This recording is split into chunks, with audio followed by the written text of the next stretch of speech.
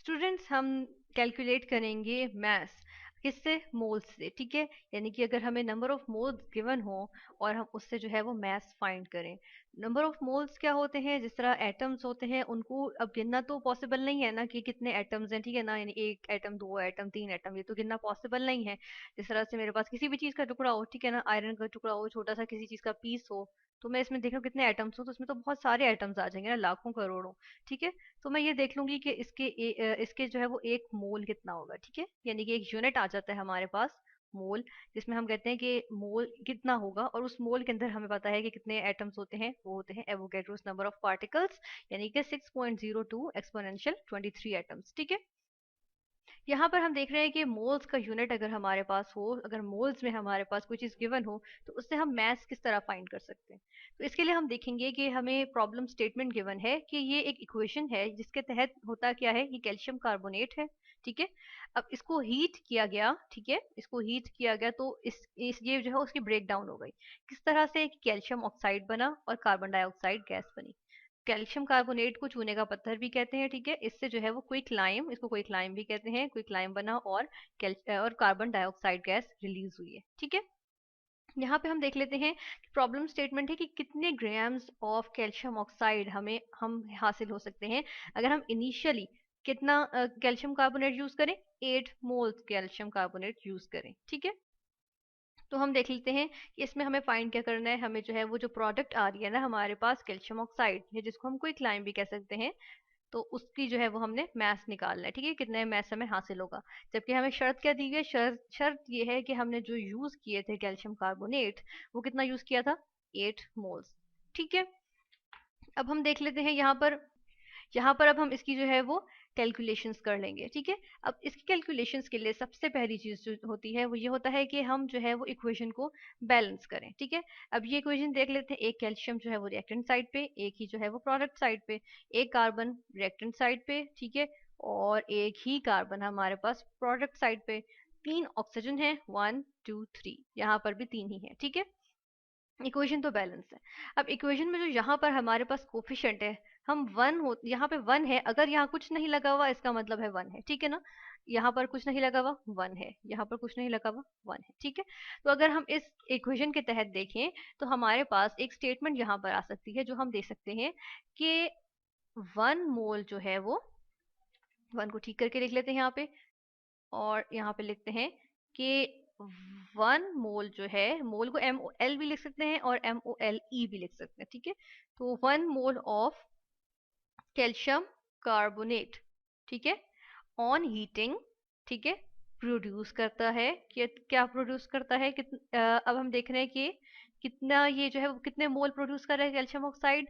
हम balanced equation के according देखें तो हमें पता चल जाता है कि एक मोल जो है, यानी कि ये जो कोफिशिएंट है यहाँ बैलेंस करने के लिए यूज करते हैं, ये इसके नंबर ऑफ मोल्स को रिप्रेजेंट करता है। एक मोल कैल्शियम कैल्शियम कार्बोनेट का प्रोड्यूस कर रहा है एक मोल कैल्शियम ऑक्साइड का, ठीक है। तो हम यहाँ लिख देते हैं 1 मोल ऑफ क्या चीज, कैल्शियम ऑक्साइड, ठीक है। फिर हम ये देखते हैं कि हमें गिवन क्या है। हमें गिवन है कि 8 मोल्स जो हैं वो प्रोड्यूस हो रहे हैं किसके, कैल्शियम ऑक्साइड के, ठीक है ना। तो हमें गिवन है कि 8 moles of calcium carbonate, 8 moles of calcium carbonate जो है वो, हम देखते हैं कि 8 मोल्स ऑफ कैल्शियम कार्बोनेट, ठीक है, ऑफ कैल्शियम कार्बोनेट प्रोड्यूसेस, हम ये पूरी चीज यहीं से कॉपी कर लेते हैं, ठीक है। कितने मोल्स ये भी यहाँ से देखेंगे कि अब जाहिर सी बात है कि अगर 1 मोल कैल्शियम कार्बोनेट का 1 मोल कैल्शियम ऑक्साइड बना रहा है, तो हम कहते हैं कि 8 मोल्स जो है वो कितने बनाएंगे, ऑफ कोर्स 8 मोल्स ही बनाएंगे, ठीक है। तो हम लिख सकते हैं 8 मोल्स ऑफ कैल्शियम ऑक्साइड, ठीक है। यह आ गया हमारे पास। फिर हम ये देख लेते हैं कि अब हमें तो हमारे पास एक चीज तो आ गई कि हमने जो है वो 8 मोल्स यहाँ से निकाल लिए, ठीक है, ये हमारे पास चीज आ गई, ठीक है ना। यानी 8 मोल्स कैल्शियम ऑक्साइड के। अब इन कैल्शियम ऑक्साइड के हमें तो ग्राम्स निकालने हैं, ठीक है। तो हमें क्या करना है कि मोल्स ऑफ कैल्शियम ऑक्साइड से ग्राम्स में जाना है। तो हमारे पास फॉर्मूला होता है जो हम कहते हैं कि क्या होता है, कि नंबर ऑफ मोल्स, ठीक है, number of moles is equal to mass in grams, ये हमारे पास एक्चुअली फॉर्मूला होता है मोल्स निकालने का, ठीक है, डिवाइडेड बाय मोलर मैस। ठीक है, ये हमें जो है वो याद रखना होता है कि ये हमारे पास फॉर्मूला होता है। ठीक है, अब इसको हम ऐसा करते हैं कि इसको मैं यहीं पे इसके बराबर में ही एब्रीविएशंस की फॉर्म में लिख देती हूँ। ठीक है, यानी कि नंबर ऑफ मोल्स को मैं क्या लिखती हूँ, चलो यहाँ नीचे लिख देते हैं, n is equal to mass in grams को मैं स्मॉल एम से लिख रही हूँ। ठीक है, डिवाइडेड बाय मोलर मैस को मैं कैपिटल एम से लिख रही हूँ। ठीक है, यहाँ पे इस तरह से लिखा, इसको हमने एब्रीविएशंस दे दिए, सिंबल्स दे दिए सबको। ठीक है, अब क्या करते हैं, अब हम जो है वो किस तरह से फाइंड करेंगे, हमें जो है वो यहाँ पर जो चीजें गिवन है, जिस चीज को फाइंड करना है, हमें नंबर ऑफ मोल्स पता है। ठीक है, 8 मोल्स हम यहाँ पे किसके निकाल रहे हैं, कैल्शियम ऑक्साइड के। मैस इन ग्राम्स हमारे पास जो है वो हमें जो है वो फाइंड करना है। मोलर मैस जो है वो हम कैलकुलेट कर सकते हैं। ठीक है, यहाँ पे हम चले कैलकुलेट जो है वो सही तरह करके लिख देते हैं कि कैलकुलेट कर सकते हैं। ठीक है, किस तरह से कैलकुलेट करेंगे, सबसे पहले चले हम कैल्शियम ऑक्साइड के हम कैलकुलेट करते हैं इसका मोलर मैस। ठीक है, मोलर मैस कैलकुलेट करने के लिए सबसे पहले हम देखते हैं कैल्शियम ऑक्साइड है ये। ठीक है, कैल्शियम का हमारे पास जो है वो क्या होता है, मोलर मैस ये होता है 40। ठीक है, इसके अंदर ऐड कर देंगे दूसरा ऑक्सीजन है, ऑक्सीजन का क्या होता है 16, 16 और ये ऐड करेंगे तो हमारे पास क्या आ जाएगा 56 ग्राम्स पर मोल। ठीक है, ये आ गया हमारे पास यहाँ पे 56 ग्राम्स पर मोल आ गया। ठीक है, अब ये जो 56 ग्राम्स पर मोल है, इसको ऐसा करते हैं, पहले इस इक्वेशन को हम जो है वो सेट कर लेते हैं। ठीक है, किस तरह से सेट कर लेते हैं, ये इस तरह से सेट होगी कि हमें n यानी नंबर ऑफ मोल्स तो गिवन है, m भी हमारे पास आ गया 56 ग्राम्स पर मोल। ठीक है, और हमें ये जो नहीं गिवन हम उसको एक साइड पे कर लेते हैं, यानी m को हम एक साइड पे करेंगे तो क्या होगा, इसको हम इधर ले जाएंगे। ठीक है ना, अगर हम इसको यहाँ पर ये डिवाइड हो रहा है, यहाँ जाके इक्वल टू के दूसरी साइड पे जाके ये मल्टीप्लाई हो जाएगा, यानी कि n क्रॉस m आ जाएगा। ठीक है, अब इसके अंदर हम वैल्यूज पुट कर सकते हैं, यानी n तो हमें पता है क्या है 8 मोल्स, यहाँ पे कैल्शियम ऑक्साइड के आ गए हैं। ठीक है, यहाँ से हम ये डाल लेते हैं यहाँ पे, यानी कि 8 यहाँ से लिख लिया, मल्टीप्लाई बाय m क्या है कैपिटल M जो हमने यहाँ से हासिल किया है। ठीक है, ये हमने लिखा 56, ये लिख लिया। ठीक है, अब क्या करेंगे, इनको जो है वो हम यहाँ पे इक्वेशन को यहाँ पे ये मैथ्स आ रहा है हमारे पास। अब ये मैथ्स किस चीज का आया है, इसको हम कहते हैं मैथ्स, तो ये मैथ्स हमारे पास किसका आ रहा है, मैथ्स ऑफ कैल्शियम ऑक्साइड। ठीक है, कैल्शियम ऑक्साइड के ओ को हम थोड़ा सा बड़ा लिख देते हैं। ठीक है, इज इक्वल टू, ये हमारे पास यहाँ पर आ जाता है, इसको हम कैलकुलेट करें तो आता है 448 ग्राम्स। ठीक है, अच्छा यहाँ पर हम यूनिट्स भी देख लेते हैं साथ के साथ। ठीक है, यहाँ पर जब हम लिख रहे हैं तो हम ऐसा करते हैं कि यूनिट्स देख लेते हैं। ठीक है, ये यहाँ पर तो 8 क्या है हमारे पास, मोल्स, ये आ गए मोल्स। ठीक है, मल्टीप्लाई बाय दूसरी क्या चीज है 56 ग्राम्स पर मोल, यानी 56 लिखा ग्राम्स। ठीक है, पर मोल।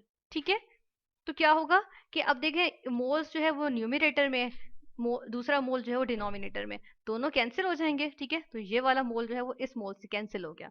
अब हमारे पास यूनिट में सिर्फ ग्राम्स बचा है, तो 8 इंटू 56 करेंगे 448 और साथ में ग्राम्स हमारे पास आ गया। ठीक है, तो इस तरह से हमारे पास क्या चीज आ गई है, हमारे पास आ गया मैस ऑफ कैल्शियम ऑक्साइड, जो कि हमें हासिल होगा जब हम कैल्शियम कार्बोनेट को हीट करेंगे। ठीक है, जिस तरह से हम कैल्शियम कार्बोनेट को हीट कर रहे हैं, और अगर 8 मोल्स यूज करेंगे तो हमारे पास जो कैल्शियम ऑक्साइड का मैस हासिल होगा वो 448 ग्राम है।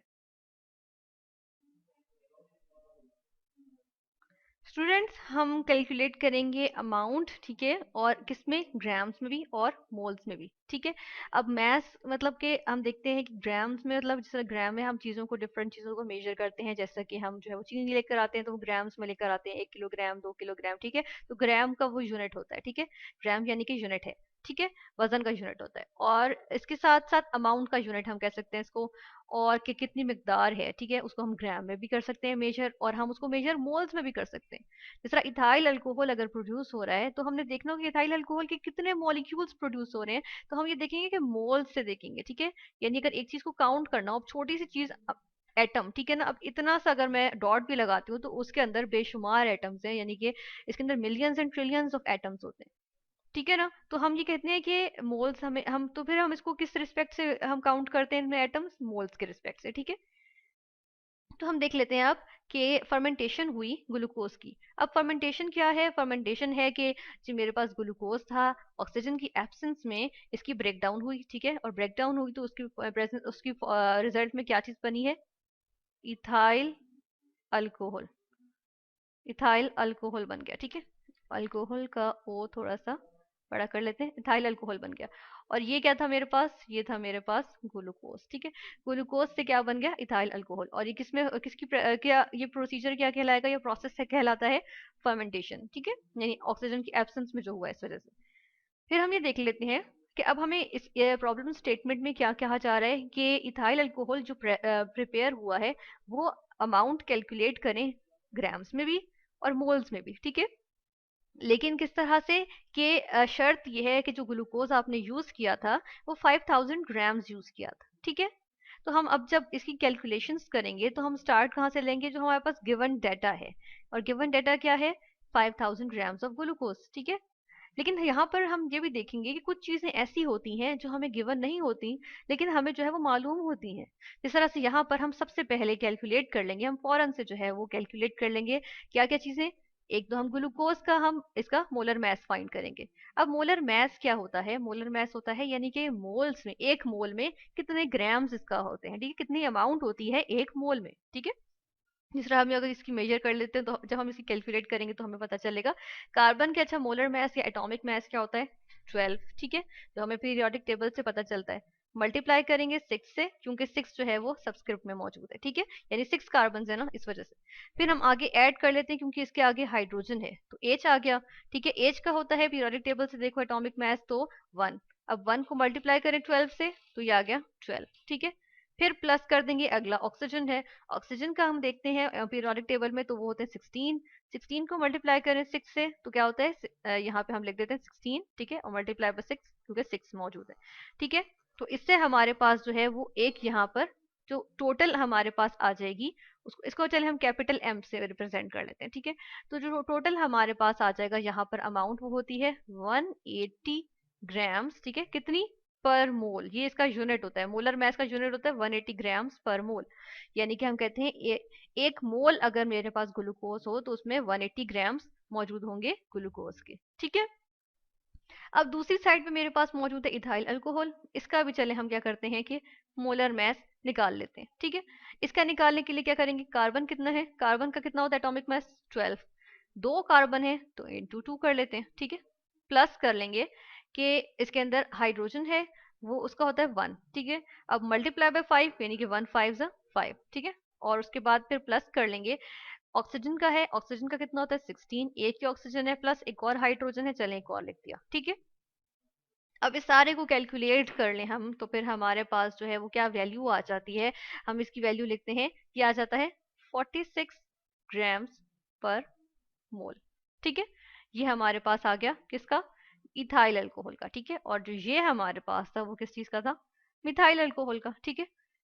अब हम क्या करते हैं कि हमने कहा कि हमें ये चीजें मालूम हो गई किस तरह से, क्योंकि हमें ये मालूम है, ठीक है ना, ये हम पीरियोडिक टेबल से मालूम कर सकते हैं, कैलकुलेट कर सकते हैं, डिटरमिन कर सकते हैं। अब हमें और जो गिवन चीज है वो है 5000 ग्राम्स ऑफ ग्लूकोज। अब हम फॉर्मूला लगाएंगे नंबर ऑफ मोल्स का, ठीक है। नंबर ऑफ मोल्स का फॉर्मूला ये होता है, अब यहाँ पर मैंने सिंबल्स लिखे हुए हैं, ठीक है, जिस तरह से स्मॉल एन मतलब number of moles is equal to M क्या होता है? Mass in grams divided by capital M molar mass, ठीक है।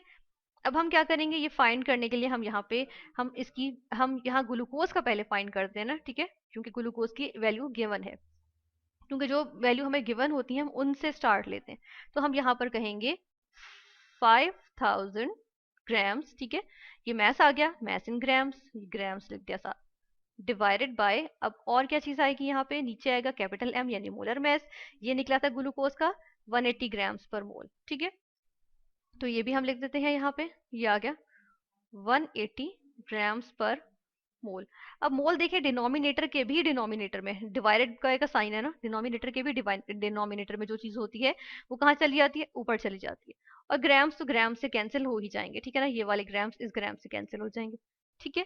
तो फाइनली जो हमारे पास यहाँ वैल्यू आएगी नंबर ऑफ मोल्स आएंगे किसके, ग्लूकोज के, स्मॉल जी लिख देते हैं, ठीक है।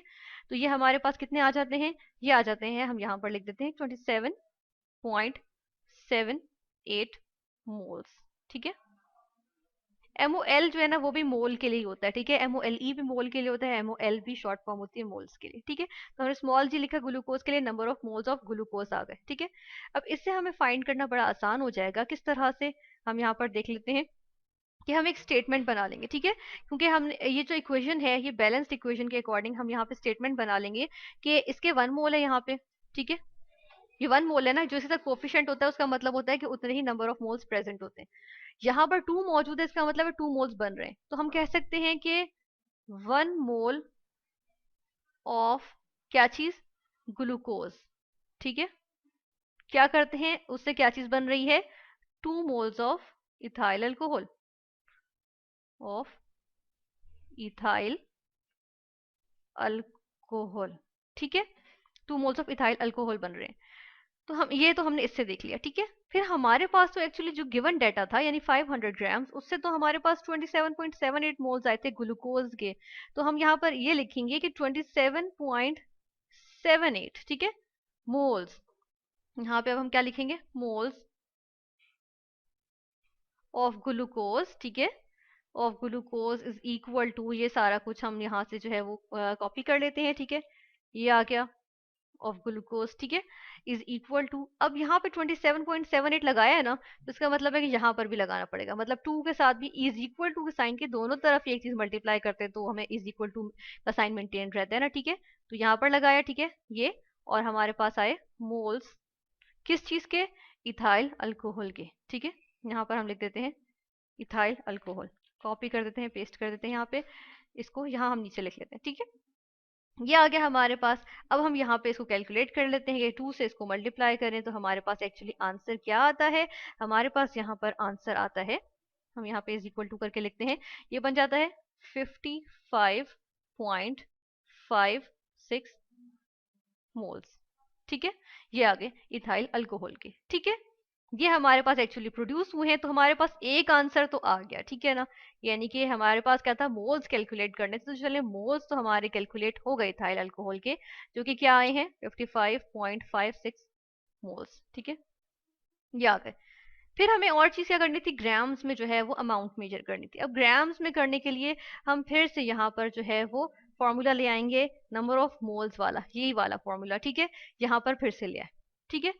इससे लेकिन हम कैलकुलेट किस तरह से करेंगे कि हमें तो m चाहिए ना, ये चाहिए, तो इसको एक जगह रख देंगे, ठीक है, और इसको भी दूसरी तरफ ले जाएं तो ये अकेला रह जाएगा, यहाँ इसकी वैल्यू आ जाएगी, यानी कि इसको यहाँ रहने देते हैं और यहाँ से इसको डिनोमिनेटर से जब इक्वल टू के दूसरी साइड पे भेजेंगे तो ये मल्टीप्लाई हो जाएगा। इसका मतलब है इक्वल टू की दूसरी साइड पे जाएगा तो हो जाएगा n क्रॉस m, ठीक है। अब ये mass in grams, small m, n मतलब नंबर ऑफ मोल्स और m मतलब मोलर मैस। तो यहाँ से हम ये निकाल लेंगे, क्योंकि अब हमें नंबर ऑफ मोल्स तो पता है 55.56, ठीक है, 55.56 लिखे हमने मोल्स, ठीक है, MOL लिख रही हूँ मोल के लिए, मल्टीप्लाई कर रहे हैं किस चीज से, हम यहाँ पे मल्टीप्लाई कर रहे हैं मोलर मैस से, जो कि हमने यहाँ पे ये निकाला है, ठीक है। और इसके यूनिट से मैथ लिखेंगे 46 ग्राम्स पर मोल, ठीक है। फिर से मोल और मोल जो है वो क्या आ रहे हैं, न्यूमरेटर और डिनोमिनेटर में कैंसिल हो गए, ठीक है। फाइनली हमारे पास, हम इसको कैलकुलेट करेंगे और जो यहाँ पर अमाउंट लिखेंगे कि कितनी अमाउंट हमारे पास आ गई है ग्राम्स में, जो कि अब क्या आ जाती है, हम यहाँ पर लिख देते हैं, वो होती है 2555.76 ग्राम्स, ठीक है। तो ये मैथ जो आया ना, ये हमारे पास अब अमाउंट आ गई है इथाइल अल्कोहल की, किसमें, ग्राम्स में, ठीक है। तो ये हमने फाइंड आउट कर ली किस तरह से, कि हमने जो है वो क्या, हमने जो हमारे पास बैलेंस्ड इक्वेशन थी उससे हमने हासिल कर ली क्या चीज, हमने कैलकुलेट किया अमाउंट ऑफ इथाइल